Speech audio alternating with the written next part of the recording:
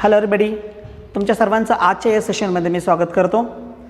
आजचं session female reproductive सिस्टीमचं हा शेवटचं सेशन असणार आहे आणि फिमेल रिप्रोडक्शनमध्ये महत्त्वाची जी प्रोसेस आहे that is in the reproductive cycle of the female, that is menstrual cycle.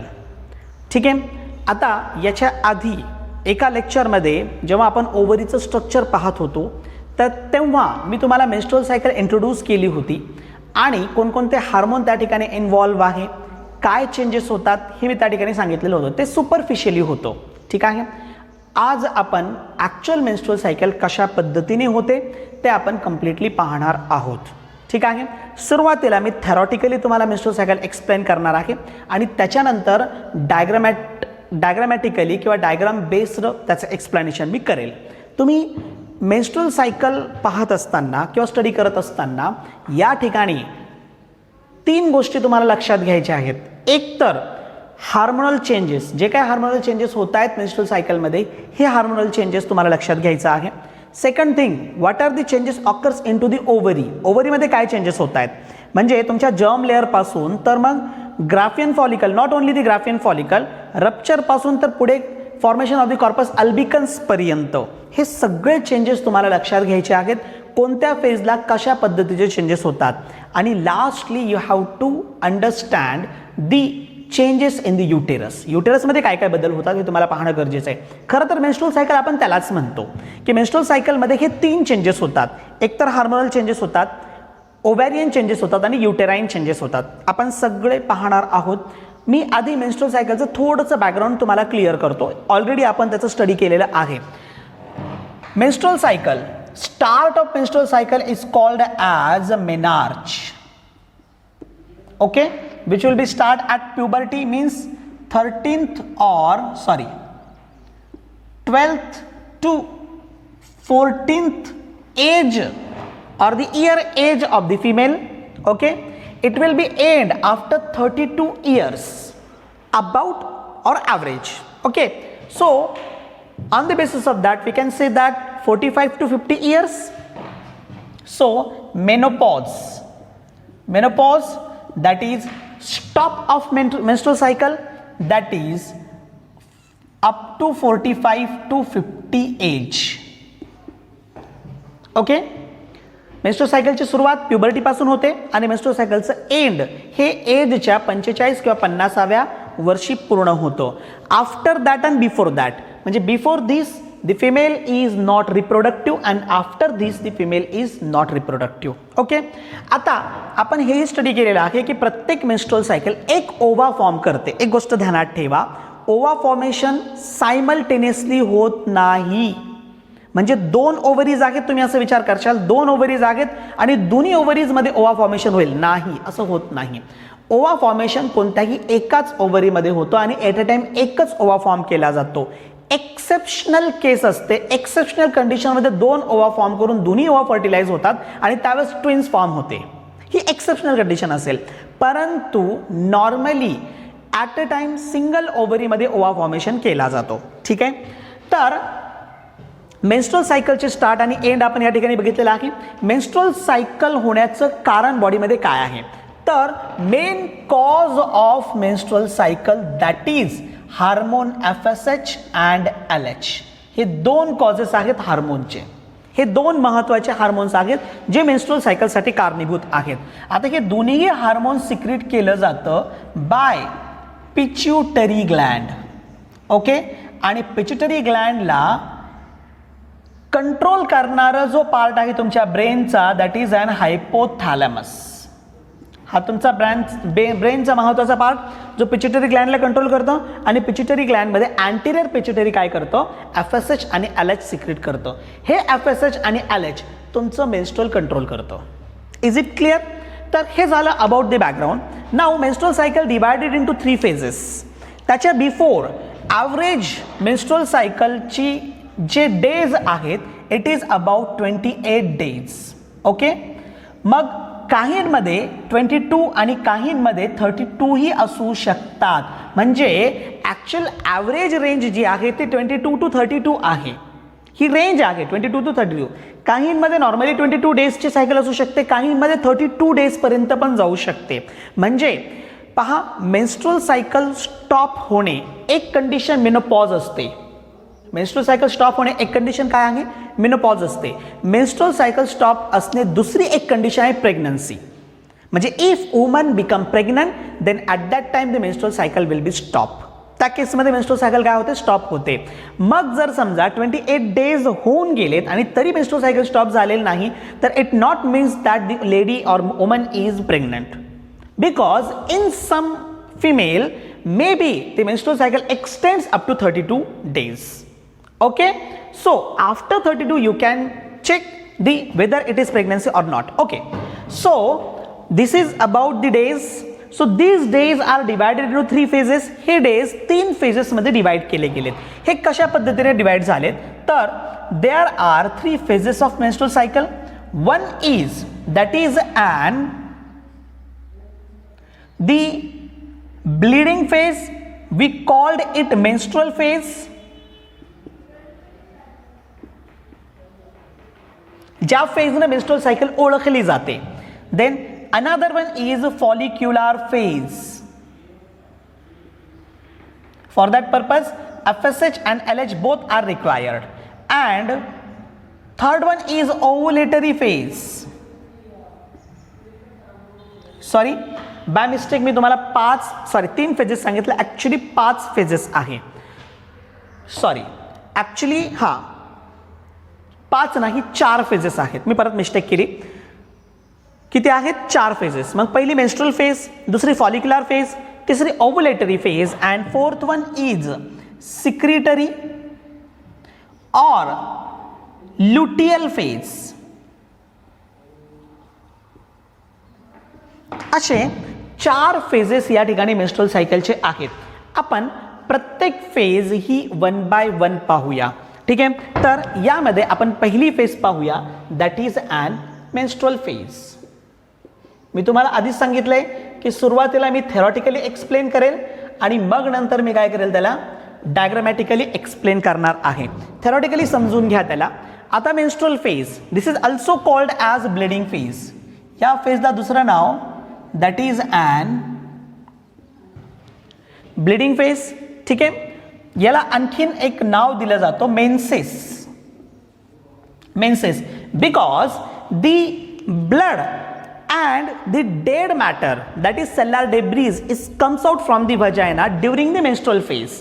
या फेजमध्ये ब्लड आणि त्याबरोबर जे काही सेल्युलर डेब्रीज असेल, डेड सेल्स असतील, ते बाहेर पडतात व्हजायना थ्रू. तर तो जो पार्ट असेल किंवा ते जे बाहेर पडणारा जो पार्ट असेल that is called as the menses. त्याला आपण मेन्सेस म्हणतो. त्या बेसिसवरती याला मेन्स्ट्रुअल फेज असं म्हटलं जातं. मेन्स्ट्रुअल फेज ही सुरुवातीचीच फेज आहे and it is last for 4 to 5 days. किती दिवस असते? 4 to 5. म्हणून तुम्ही असं समजू शकता की 1 ते 5 हे जे दिवस आहेत हे मेन्स्ट्रुअल फेजचे आहेत. ठीक आहे, 6th डे रिझर्व म्हटलं तरी चालेल आणि फॉलिक्युलर फेजमध्ये एंट्री म्हटलं तरी चालेल, कारण त्या फेजला FSH सिक्रेशन पण झालं असतं आणि LH पण सिक्रेशन झालेलं असतं.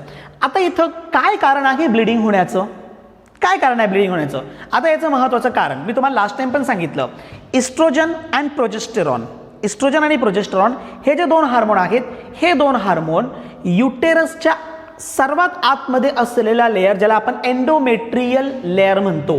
Endometrium is also called as the stratum functionalis. ध्यानात ठेवा, endometrium. Endometrium is also called as stratum functionalis. Stratum functionalis, the layer which having important function, that is pregnancy. तर हा एंडोमेट्रियम लेयर सर्वात महत्त्वाचा आहे. मी त्यावेळेस तुम्हाला क्लिअर केलेला आहे एंडोमेट्रियम सांगत असताना की ज्या ठिकाणी इम्प्लांटेशन होतं एम्ब्रिओचं आणि पुढे प्रेग्नन्सी कंटिन्यू होते. मग हे एंडोमेट्रियम लेयर हे मेंटेन असणं गरजेचं आहे युटेरसमध्ये. हे मेंटेन असणं गरजेचं आहे. मग युटेरसमध्ये हा जो एंडोमेट्रियम लेयर आहे त्याला मेंटेन करण्यासाठी प्रोजेस्टेरॉन आणि इस्ट्रोजन असतं आणि प्रोजेस्टेरॉन आणि इस्ट्रोजन सिक्रीट करण्यासाठी रिस्पॉन्सिबल असलेला जो हार्मोन असतो तो LH असतो. ठीक आहे, मग इंटरनली LH, प्रोजेस्टेरॉन, इस्ट्रोजन हे सगळे कमी झालेले असेल, यांना फीडबॅक देण्यासाठी लागणारा GnRH गोनाडोट्रोपिन रिलीजिंग हार्मोन जे हायपोथॅलॅमसकडून सिक्रेट होतो हेही कमी झालेलं असेल, तेव्हा काय होतं, एंडोमेट्रियम मेंटेन राहत नाही, स्टॅटम फंक्शनॅलिस विल बी रप्चर्ड. म्हणजे त्यांना जे ब्लड फ्लो दिला गेलेला आहे ना, तो ब्लड फ्लो कमी होतो, कमी झाल्या कारणानं त्याला मेंटेन ठेवला जात नाही आणि त्यावेळेस हा जो स्टॅटम फंक्शनॅलिस म्हणजे एंडोमेट्रियम आहे तो काय होतो, रप्चर्ड होतो. मग मी इथे येतो, काय झालेलं असेल इथं, हार्मोनल कंडिशन, मग हे स्टॅटम फंक्शनॅलिस इट इज रप्चर्ड. रप्चर्ड झाल्या कारणानं काय होईल, रप्चर्ड झाल्या कारणानं ब्लड, ओके, याचबरोबर दी सेल्युलार डेब्रीज, हे डेब्रीज या स्टॅटम फंक्शनॅलिसचं असतं, म्हणजे याच्यात टिश्यू असतात जे डेड झालेले टिश्यूज असतात, हे एकत्रितरित्या काय होतं, बाहेर पडतं. ठीक आहे, कम्स आउट थ्रू व्हजायना. ओके, यामागचं कारण म्हणजे ते हार्मोनल लेवल. मग हे झालं युटेराइन चेंजेस, याला आपण काय म्हणूया, this is called as uterine changes. आता हार्मोनल काय चेंज होतं, हार्मोनल चेंजेस हे का घडलं, याचं कारण तुमचं GnRH रिलीजिंग हार्मोन, त्यानंतर LH, त्यानंतर प्रोजेस्टेरॉन आणि इस्ट्रोजन. काही बुक्समध्ये फक्त हे 2 हार्मोन दिलेले आहेत, चालतं, ठीक आहे, रॉंग नाही. तर हे सगळं काय झालं असेल, हे कमी झालेले असतील. यांची लेवल कमी झाल्या कारणानं काय झालं, हे स्टॅटम फंक्शनॅलिस फंक्शनल राहिलेलं नाही, रप्चर्ड झाल्यानं, रप्चर्ड झाल्या कारणानं हा पार्ट काय होतो, बॉडीच्या बाहेर पडतो. हे चेंजेस आहेत. Is it clear. बट ह्या कंडिशनमध्ये ओव्हरीमध्ये काय बदल झालेला असेल, ओव्हरीमध्ये असं स्ट्रक्चर तयार झालेलं असेल जो फंक्शनल नसणार आहे, ज्याच्यामुळे तुमचा प्रोजेस्टेरॉन इस्ट्रोजन सिक्रेट होत नाही, म्हणजेच there is formation of the corpus albicans in ovary. ओव्हरीमध्ये काय झालेलं असेल, कॉर्पस अल्बिकन्स फॉर्म झालेला असेल. ठीक आहे, मी तुम्हाला मेन्स्ट्रुअल फेजमध्ये होणारे चेंजेस सगळे इथं क्लिअर केलेत. किती प्रमाणामध्ये ब्लड बाहेर पडतो, विदिन 4 to 5 days, 4 ते 5 दिवसामध्ये about 40 to 80 ml blood will be comes out. इतक्या दिवसामध्ये काय होतं, 40 ते 80 ml ब्लड बाहेर पडतं. हे ब्लड कमी होणे याचं इम्पॅक्ट डायरेक्ट तुमच्या HB वरती होतो, हिमोग्लोबिनवरती. आणि haemoglobin level as compare to male, फिमेलमध्ये कमी असण्याचं कारण फक्त म्हणजे मेन्स्ट्रुअल सायकल. ओके, तर ही झाली तुमची पहिली फेज. आता second phase, that is an follicular phase.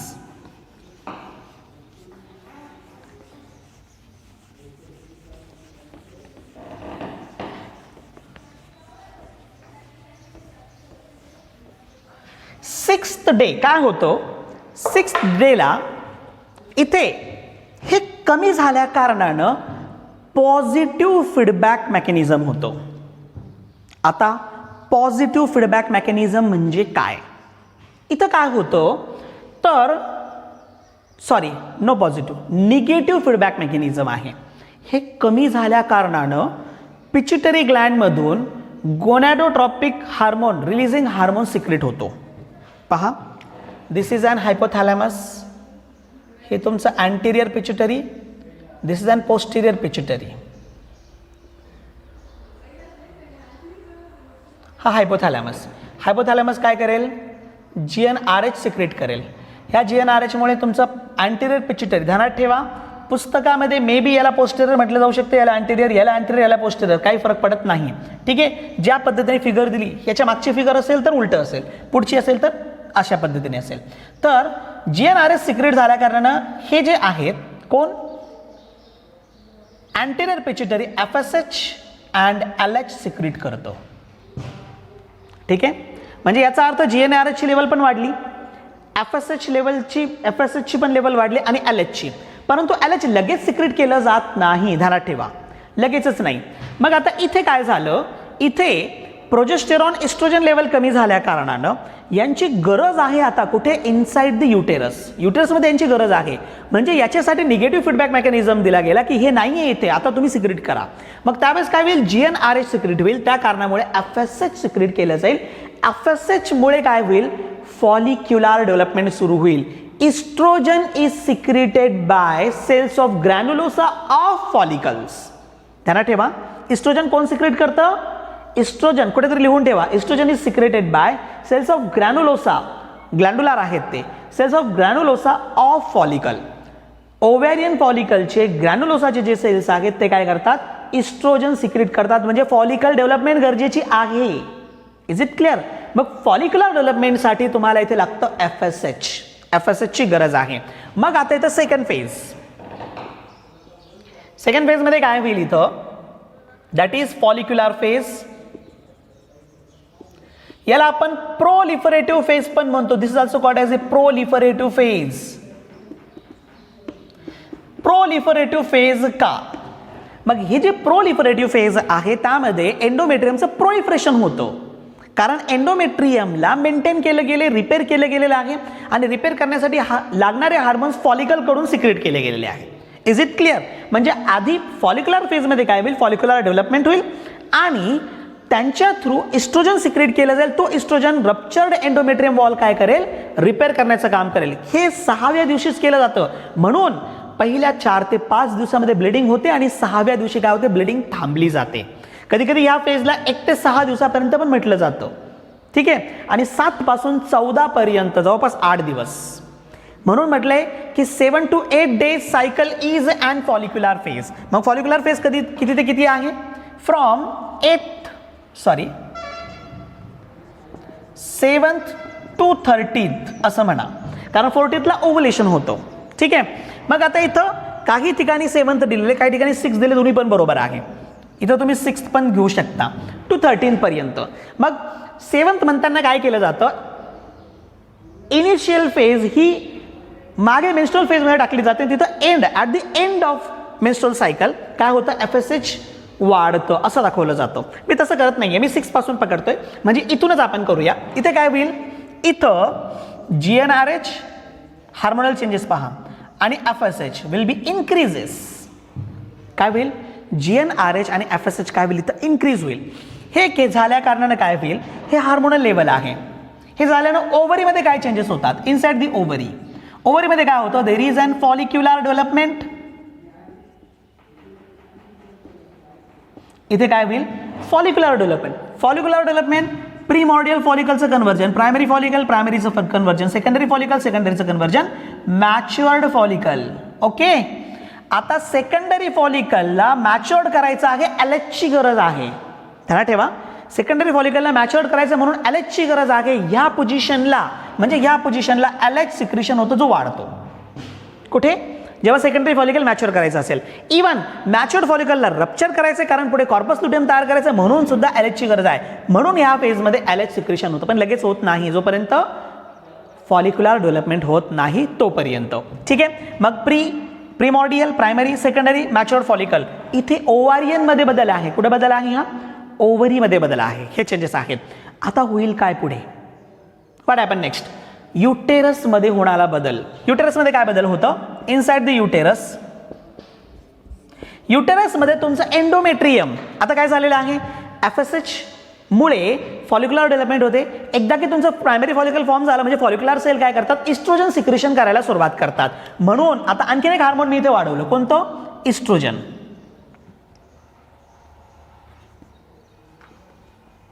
हे तर LH, हे हायपोथॅलॅमस आणि पिट्युटरी कडे गेलं. आता ओव्हरीमध्ये इस्ट्रोजन सिक्रेशन होतो, इस्ट्रोजनची लेवल वाढते. म्हणून युटेरसमध्ये काय होतं, युटेरसमध्ये चेंजेस, एंडोमेट्रियम म्हणजे stratum functionalis, endometrium will be repaired.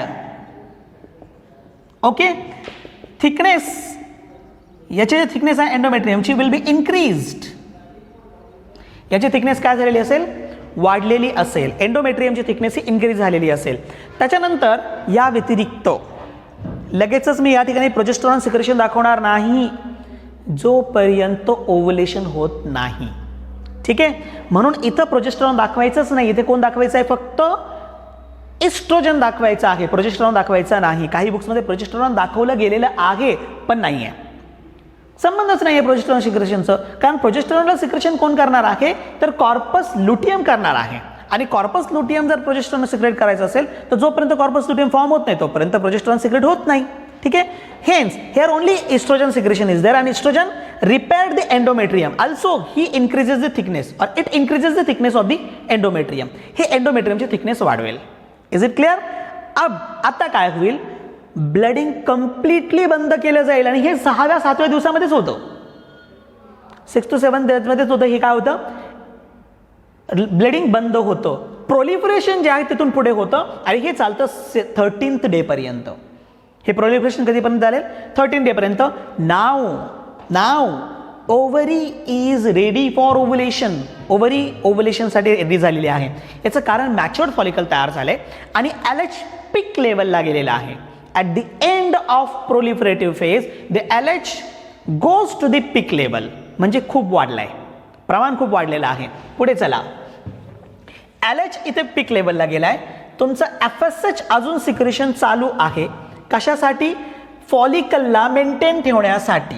ठीक आहे, मग फॉलिकलला मेंटेन करण्यासाठी FSH सिक्रेशन तर अजूनही चालू आहे तुमचं, पण आता LH लेवल जेव्हा पीक लेवलला जाते ना, it triggers the pituitary gland to stop. इथे इनिबिन सिक्रेशन आहे. इथे काय होतं, ओव्हरीमधून ovarian follicle through inhibin secrete केलं जातो. हे इनिबिन काय करतं, हे इनिबिन तिकडे पॉझिटिव्ह फीडबॅक मेकॅनिझम पाठवतो पिट्युटरीला.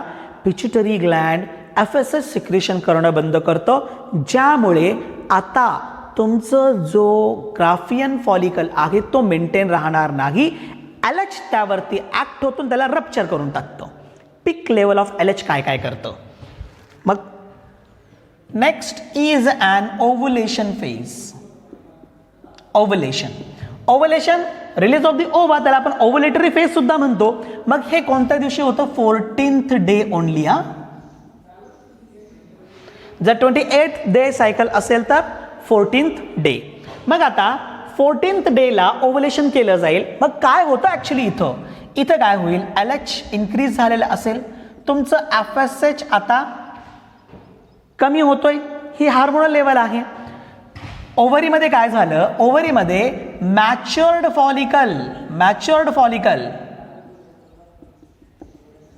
फॉलिकल काय होईल, याच्यावरती LH ऍक्ट होईल, इट विल बी रप्चर्ड. हे कुठे चेंजेस होतात, in to the ovary. Hormonal changes हे आहेत. ओव्हरीमध्ये काय होतं, मॅच्युअर्ड फॉलिकल हे रप्चर्ड होतात.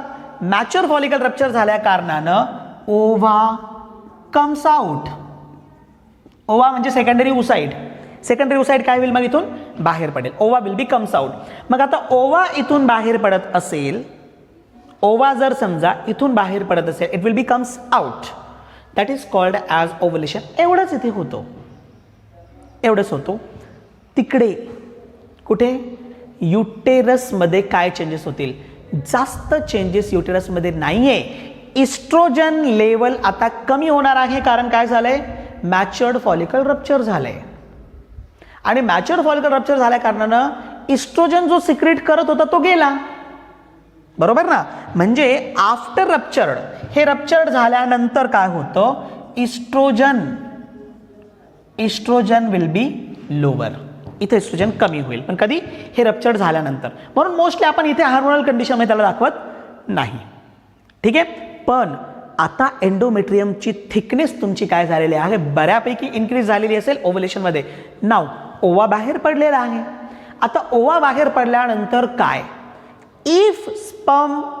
इफ क्वायटस ऑकर दॅट पिरियड, ध्यानात ठेवा. आता इथे आणखीन एक महत्वाची गोष्ट मला सांगायची, कुठेतरी कोपऱ्यातल्या इथून थोडंसं डायव्हर्ट होतो. ह्युमन फिमेलमध्ये ओव्हुलेशन होण्यासाठी क्वायटसची गरज पडलेली नाही. समजतंय, सेक्शुअल इंटरकोर्सची गरज पडलेली नाही, ओव्हुलेशन झाले. That type of ovulation is called as the spontaneous ovulation. लिहून ठेवा कुठेतरी कोपऱ्यातली. That type of ovulation is called as the spontaneous ovulation. The another thing is that in rabbit, तुम्ही रॅबिटमध्ये या, रॅबिटमध्ये ओव्हुलेशन, तसं रॅबिटची सायकल कमी आहे, फक्त 22 दिवसांची आहे. कशाची? मेन्स्ट्रुअल सायकल ही 22 दिवसांची आहे. मग रॅबिटमध्ये ओव्हुलेशन हे कॉइटसवरती डिपेंड असतं. In rabbit the ovulation is depend on the coitus, that is sexual intercourse. After sexual intercourse the ovulation will be there. Sexual intercourse नंतर ओव्हुलेशन होतं. This type of ovulation is called as the induced ovulation. याला आपण काय म्हणतो? Induced ovulation. मग आता human फिमेलमध्ये spontaneous ovulation भेटतं, रॅबिटमध्ये इंड्युस्ड ओव्हुलेशन भेटतं. Is it clear? मी या ठिकाणी तुम्हाला 2 कन्सेप्ट क्लिअर केलेत. आता मी पुढे जातो. ओव्हुलेशन नंतर ओवा बाहेर पडलेला आहे. आता ह्या ओवाचं काय? इफ फर्टिलायझेशन ऑकर, भरपूर चेंजेस आहेत. मग आता इफ फर्टिलायझेशन नॉट ऑकर्स, तिथे सुद्धा चेंजेस आहेत. ह्या दोन्ही गोष्टींवरती next menstrual cycle completely depend आहे. नेक्स्ट मेन्स्ट्रुअल सायकल जे असेल ना, कम्प्लिटली डिपेंड आहे ह्या दोन्ही गोष्टीवरती.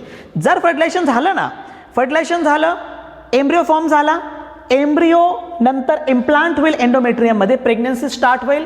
मेन्स्ट्रुअल सायकल जोपर्यंत प्रेग्नन्सी संपत नाही तोपर्यंत काय केली जाईल? स्टॉप केली जाईल. पण जर समजा फर्टिलायझेशन झालं नाही तर तयार झालेला ओवा रप्चर्ड होऊन जाईल. तयार झालेला जो ओवा आहे तो काय होईल? रप्चर्ड होईल. जर ओवा रप्चर्ड झाला, इकडे कॉर्पस लुटियम 22 दिवसानंतर पुढे तो डिजेनरेट व्हायला लागेल आणि त्याचं कन्व्हर्जन कॉर्पस अल्बिकन्समध्ये होईल. आणि कॉर्पस अल्बिकन्स कोणत्या प्रकारचं फंक्शनिंग कन्सिस्ट करत नाही. आपण परत तिथेच येतोय ब्लिडिंगमध्ये. जिथे ओव्हरीमध्ये झालेले चेंज आपण बघितलं तर कॉर्पस अल्बिकन्स जो आहे तो डिजेनरेट झालेला आहे, कोणत्याही प्रकारचा फंक्शनिंग तो शो करत नाहीये. आता मी इथं last phase, that is luteal phase, किंवा याला आपण सिक्रिटरी फेज म्हणतो. लुटियल फेज और सिक्रिटरी फेज. ठीक आहे. काय होईल?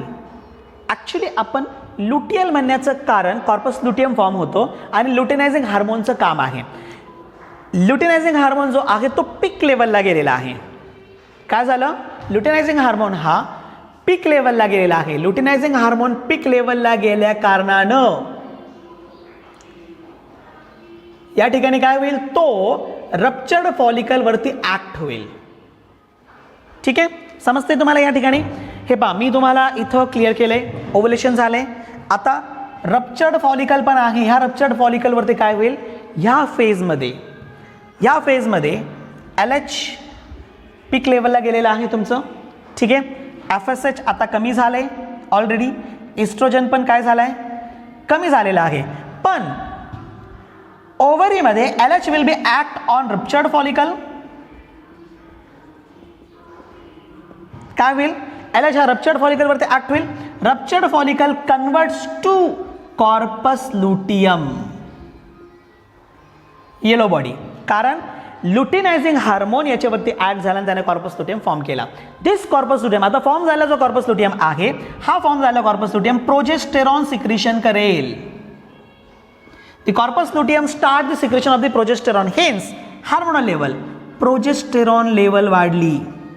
म्हणजे एकीकडे तुमचं इस्ट्रोजन बंद झालं, इस्ट्रोजन नाहीये, त्यावेळेस काय झाले? प्रोजेस्टेरॉन वाढलेला आहे. आता प्रोजेस्टेरॉन थिकनेस परत वाढवेल आणि इस्ट्रोजननं एंडोमेट्रियमला ज्या लेवलपर्यंत पोहोचवलं होतं तिथून पुढे प्रोजेस्टेरॉन जाईल. तिथून पुढे प्रोजेस्टेरॉन घेऊन जाईल. म्हणजे त्या एंडोमेट्रियम वॉलला तो काय करेल? मेंटेन करेल. ठीक आहे.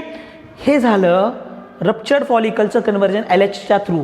जर फर्टिलायझेशन झालं, ओवा बाहेर पडलेला आहे. If fertilisation occurs,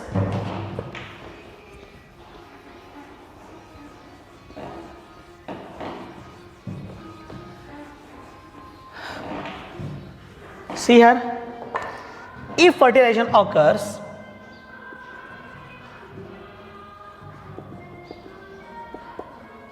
then corpus luteum will be formed. This corpus luteum secretes the progesterone and progesterone is responsible for pregnancy. ज्या ठिकाणी काय होईल? मेन्स्ट्रुअल सायकल स्टॉप केली जाईल. ठीक आहे. Luteal phase, it is a fate of corpus luteum. Luteal phase, secretory phase काय होतं? इफ नो फर्टिलायझेशन, जर इथं फर्टिलायझेशन नाही, if there is no fertilization. जर फर्टिलायझेशन झालं नाही तर काय होईल?